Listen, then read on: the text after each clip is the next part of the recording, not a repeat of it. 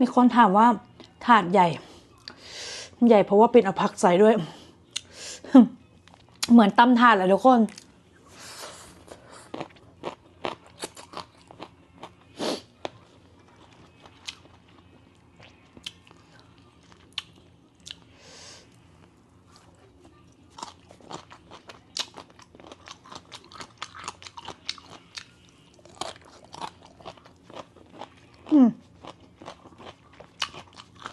มีหน่อไม้ป่อง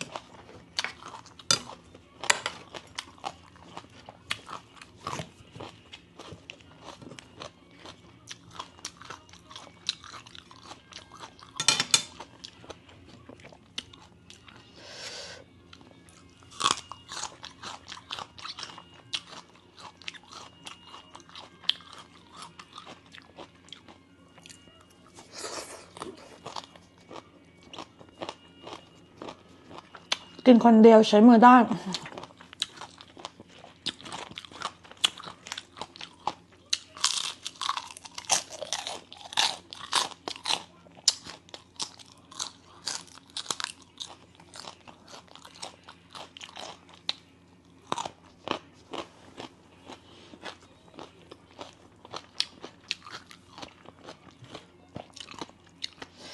ถ้าไปกินร่วมโต๊ะกับคนอื่น